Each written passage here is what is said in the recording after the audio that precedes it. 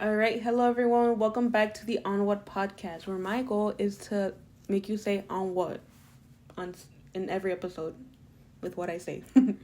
So this week we're gonna be talking about a little series that I might want to start after my college semester has finished, and I feel like once that's done and I'm less busy, I'll be motivated to do my own research instead of being pressured to do it in class.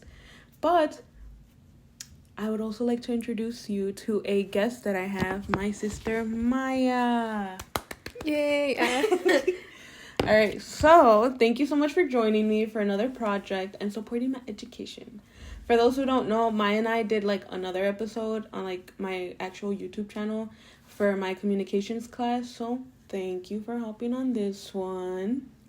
All right, so growing up, right, you and I know of the Holocaust, right? Mm-hmm. So it was always during the springtime, and you never had it in the springtime? I always had it in the spring. I don't remember. Oh, mood. All right. Well, anyways, I used to have it all the time in the springtime when I was in Brighton Park and over in Uno. But what do you know about the Holocaust? You got me there. Because I know of the Holocaust, the bare minimum, I guess. It's just what they teach us at Nazis and Hitler and concentration camps and all that stuff. And the Holocaust is really a topic I enjoy to learn about. But I feel for me, growing up, it was never really a subject.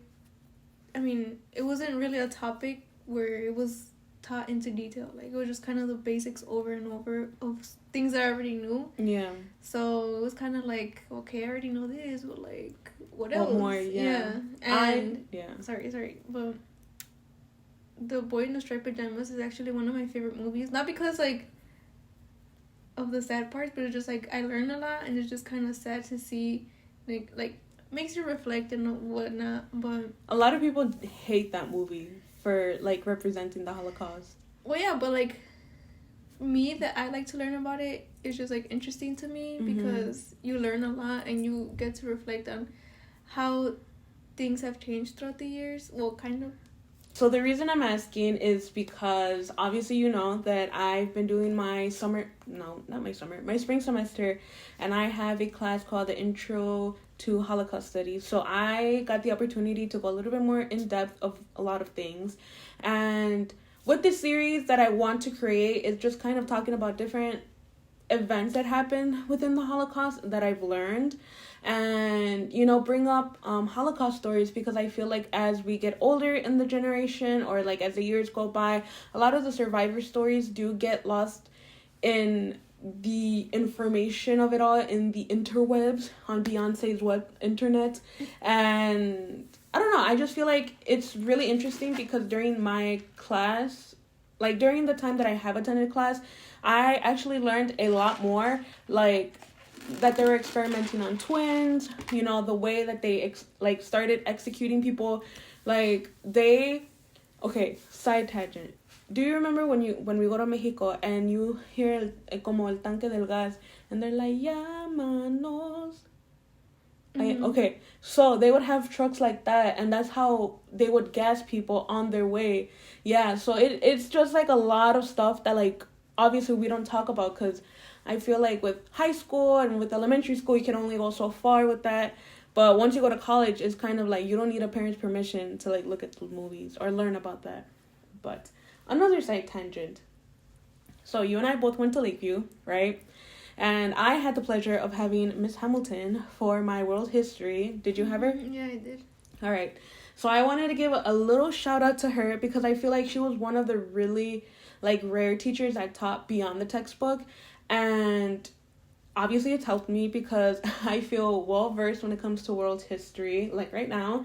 And as you may know, with the Holocaust, it wasn't only in Germany, it was all over Europe, right? Some countries try to hide it, some countries try to embrace it. There's just a lot of information that people don't know, because usually what the bare topics are is Holocaust, Germany, Nazi, that's it. But the topic that I want to talk about, it happened in France, and the reason I am a little bit more familiar and I kind of chose this person to talk about is because I read the book back when I was in high school.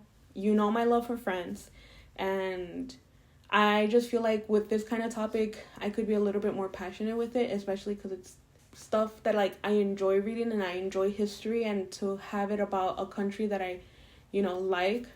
And I find it super interesting, especially because I visited friends and they're known for writing and whatnot. So it's just interesting to see like everything that happened. Back when I was in high school, I was given an assignment to read a book about a certain decade in the country, especially with it being world history. I could pick any country, any decade. It just had to be a book other than in America, right? I chose Sarah's Key. So Sarah's Key is basically a key that Sarah finds, right? And throughout the book, it goes like chapter by chapter of like the actual characters at the present time, and then characters from the past, going through the Holocaust. Another thing, I never finished reading it, so I don't know. I don't know exactly what happens, but I read enough to be like, okay, I get it. And the reason I'm bringing this up is, like I said, the Holocaust wasn't only in Germany. This was all over Europe, and with this series, I just kind of want to talk about the topics that have been overlooked or not talked about enough, and I just find this topic in particular very interesting, especially because it's something that we are committed to never repeating again in history. Again, I'd like to preface that this episode is just going to be a little intro of what to expect, and hopefully it's enough for a good grade. And I hope everyone likes this, and if you have a certain topic or a certain event that you want to learn about, comment down below. And yeah, with this dragged intro, let's get started. All right, so one person that I want to talk about is Adele Zaveduk. She was born in August of 1937 in Paris, France. At the age of 3, her dad was he was called to reserve for the army in France, and he was sent to Northern Africa. So during this time, like, France still had like their colonies that they had to defend, so that's why the dad was sent over there. And 2 to 3 years later, her dad came back, but around this time, Germany already took over France, or Paris, I should say. So with Adele, her story is that her mom found a non-Jewish family. Well, let me set the scene. So in Paris, there are apartments, there are houses. It's very small there. It's very, very chic, and everyone knows everyone basically in Paris. Although everyone knows this as this big city, but you have to think about the technology and everyone back in the day. It wasn't just how it is in Chicago or in Milwaukee, where it's like this big city. Paris is like 3 to 6 floors maximum. Like kind of like Kenosha. Yeah, but like that's all their buildings. It's no skyscrapers. Like one of the only tallest things there is the Eiffel Tower. That's it. With Adele, her mother was, trying to investigate what was going on. And as the years are going by, there are more and more rules being taken away from the Jewish people. And it went as far as wearing the yellow Star of David to identify yourself as Jew. You had to register yourself that you were Jew. And then, like I said, with the Star of David, they had, like, the Jewish people had to pay to get that. They were required to pay for it. And it went as far as Jewish people couldn't ride bikes, they couldn't go to the park, they had a curfew, they couldn't go grocery shopping at a certain time. Anything and everything of what a everyday life would be for us would be taken away. Like, Jewish people were forbidden to do that, And it was really sad because Paris was kind of like one of the very few safe havens that had a lot of Jewish people in their country and in their city. With Adele living in Paris, it wasn't safe at all. And I can see it from a leadership perspective of why they wanted to conquer Paris. But all right, so we had to take a little break. I don't remember where we left off, but with Adele and just kind of her family and her living situation, this is who is in her apartment. Her sister, and her mom. And as we remember, her dad is stationed over in Northern Africa fighting whatever fight they had there going on. I should have looked more into it, but I'm just focused on Adele and what happened in Paris. So a couple years later, her dad came back to Paris, and he was arrested. And it's this event called the Volrem del Hirvel over in Paris, France. And it's where they gathered thousands upon thousands of Jewish people. And they kept them in this like bicycle stadium for 7 days without food and water. So one of their tactics of the Nazi people was to starve people, to compile them, and just let them drop like flies. So that would be a way to save their resources to be able to kill more people. And so, unfortunately, the dad was taken there. And then, in the meantime, Adele's mom tried to find a non-Jewish family to hide her daughters. And point is, they all got caught. They were sent to this concentration camp in Drancy, France, I believe. And this was what they call like a transition camp. It's basically like a concentration camp, yes, or a labor camp, or a death center, however you want to call it. But it was just kind of like the in the meantime, in between time, como like cuando te agarra la migra, y yeah, kind of like that, antes que te mandan para atrás para Mexico. And after that, her family, or her father in this case, was sent to Auschwitz. And Auschwitz is, one of the more deadly death camps because so many people have died there, and it's big, I don't know if you know, but Auschwitz actually had 2 camps. One for men, one for women. It was gigantic. Like, I never realized that. I always thought that they were teeny tiny, but they're not. Again, Adele's mom found a non-Jewish family to live about 70 miles away from Paris. They were taken care of. But, obviously with being in a situation where it's not your family, you obviously don't get... They were just trying their best. They were trying their best to survive, After a couple years, after the liberation of the camps, her father managed to survive it all. And he went on a scavenger hunt to find his daughters. And fortunately for him, he did find his daughters, but they didn't recognize him. And I don't think you or anyone listening who knows like vaguely what happened in the Holocaust can comprehend the torture the Jewish people went through. They just were skin and bones. Their eyes were just like black, like the torture that they had to go through, and the jobs that, some of the Jewish people had to do. Like, there's Jewish people who had to pick up the bodies and from like the gas chambers and basically like burn them, There's Jewish people who had to be in charge of certain, barracks, and it's a lot. So when Adele's father did find his daughters, right, he obviously wanted to take them back to France. They were liberated. The war was over, like, all Gucci, right? But when the daughters actually got to see him, they're like, hold up, like, who are you? Because of how skinny he was. And he was like, I'm your dad. And they're like, no, you're not. And so they saw him as a stranger. And I feel like as the dad, that would be so heartbreaking to be viewed as a stranger. He was like very thin. He, looked very sad, and people didn't know what happened to him. And mind you, this man was in the military. So for him to look so weak as someone who served in the military, I can only imagine what he went through.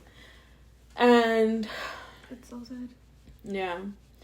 And the thing is that when Adele's dad did manage to get his girls, he had nowhere to keep them, so they were kind of sent to an orphanage. Yeah.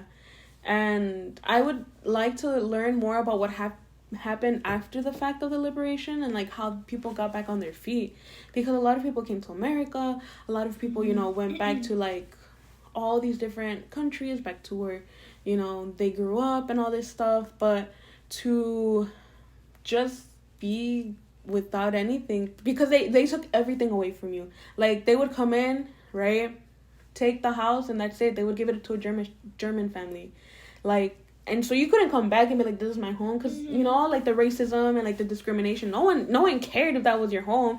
It don't matter if your name was on the deed. Like, they just took it, and for you to endure all this stuff to just come back to nothing, it's just like, oof. And on top of that, Adele's mom also ended up in Auschwitz, and she was liberated, and she was saved by the Allies, and she ended up in Sweden as part of their prisoner exchange. And then she was brought into a hospital to, you know, get back to health.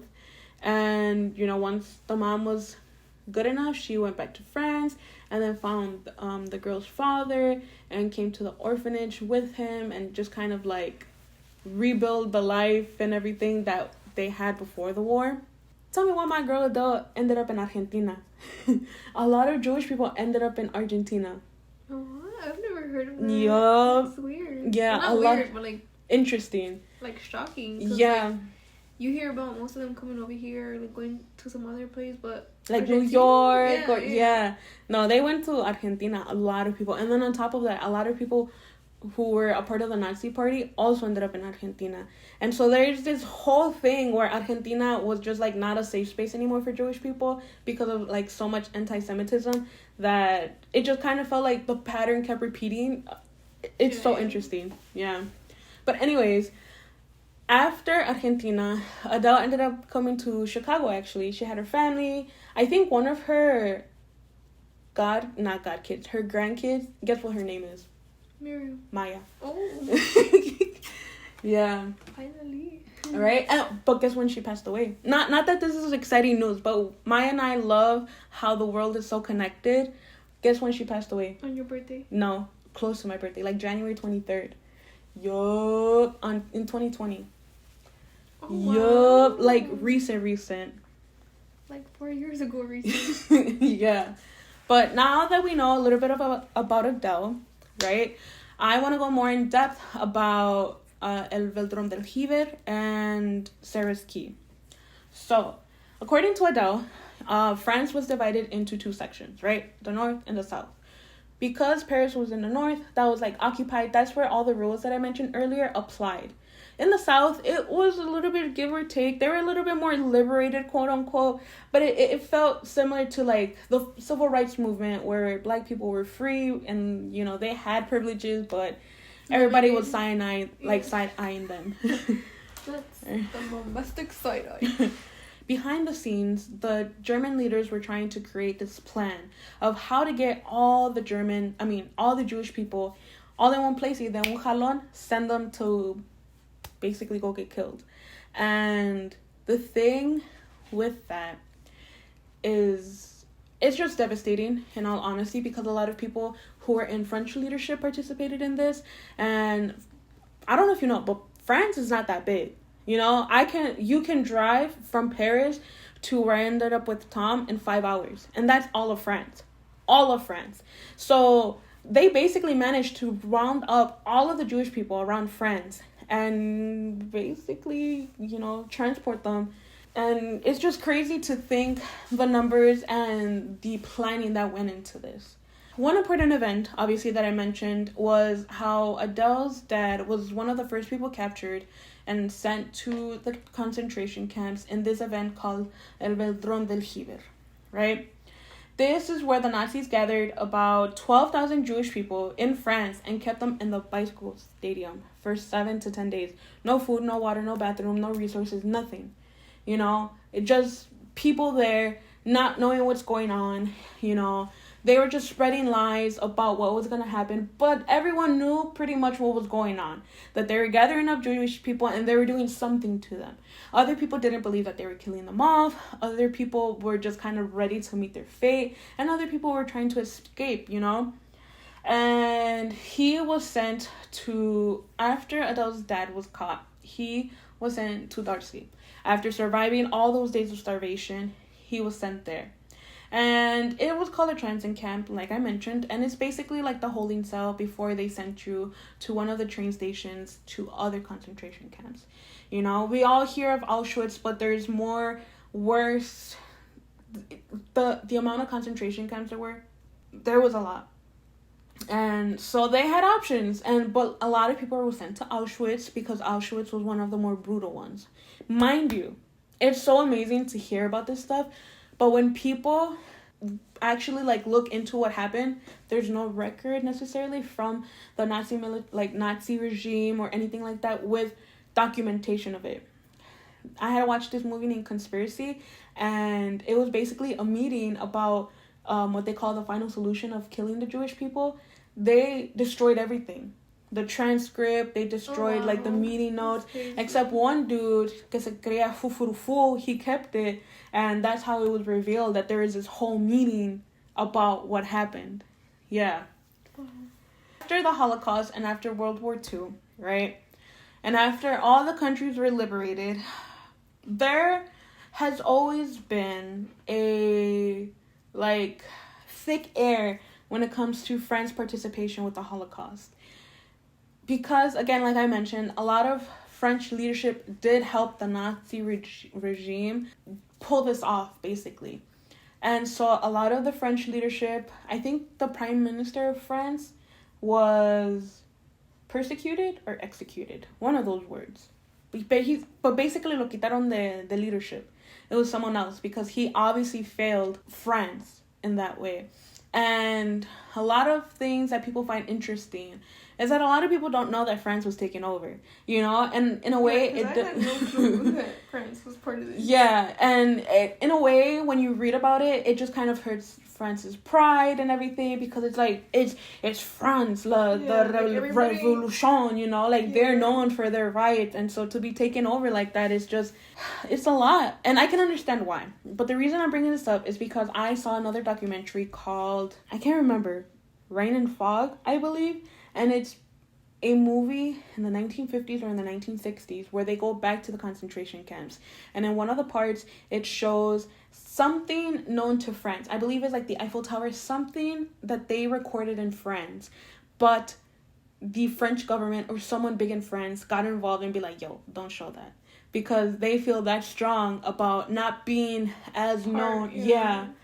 And that's where we bring up Sarah's Key. Apparently there's this whole movie. I think I did watch the movie back when I was in high school. There's a lot that I did. I don't remember. But I knew of Sarah's Key. The minute I heard of El Veldrón del Jiver, I knew right away about Sarah's Key. And it's a book, like I mentioned, that goes back and forth to different perspectives of someone who was going through the Holocaust and someone who was discovering like a hidden room in one of their family members' like chateau in France. And so you're going through the story, you're following these perspectives, and it's basically going through what this person went through in the Veldrón del Jiver and going through the like concentration camps and whatnot. And like I said, there's a movie, and I feel like this is a really good book to read if you want more context about what happened, especially in France, because of course there's a movie that just came out called Zone of Interest, and it's about the Holocaust, but I believe it's like a German-based concentration camp, if not Auschwitz. So And then there's other ones, like I told you, like there's concentration camps in the Czech Republic, there's concentration camps all of Germany and Poland. But, you know, with France, it's just a lot, you know, especially because the kind of reputation that they uphold and they want to keep being, you know, the revolution and the riots. So it's just, I don't know, I always found it interesting. And I guess half an hour should be good enough. And I feel like once my summer semester ends, we can come back to this topic and I can tell you more information. Summer or spring? This summer. I'm not taking summer classes. Oh, yeah. Well, you just said after my summer semester ends. Oh, my bad. After my spring semester. In here, I'm in summer. But I feel like once my semester ends and I have more free time, I can like do research, because there's so much that I learned in this class and so much that I want to learn about. Like that one show that I wanted you to watch with me, Band of Brothers. My professor showed us that, like, this little episode, bonkers. And it's just so interesting because I feel like how we said in the beginning of the episode, you know a certain amount and I know a certain amount, and we just kind of know that the Holocaust began, it ended, and that's it. And with this class, torture, trauma. yeah, and with this class, I learned about the meetings. I learned about, different people trying to help. There's this thing called... about that Paris was part of it. What do you mean? And, like the cattle cars and the way they were executing people. The way that the amount of information that is not given to us at like a school level, whatever level, is astonishing. I cannot wait to do more information or like more episodes about this subject or different topics, because there's a lot. And I don't know if you knew, but my girl Adele that I was talking about, she visited UW Parkside years ago. What? So I got most of this information like from that interview. She was telling the story and everything. It got a little bit confusing at some point because it's so long and whatnot, and like there's so much information. Yeah, but I actually watched the video. Like I see her, I heard her voice and everything. So it's just... Wow, that's crazy. Yeah, and yeah, that's pretty much our little episode. So I hope you learned something. Hopefully it made sense, and maybe we'll revisit this topic later once I'm done. All right, so thanks for coming, Maya. Did you say on what in this episode? Yeah, in my head. Like 5 times, because what? And that's the goal. It's crazy. Yeah, so my name's Miriam Barajas, and I am your host for the On What podcast, and I had the lovely pleasure to spend my time with Maya. And thank you so much for listening, and like, comment, share, subscribe, and see you later. Bye.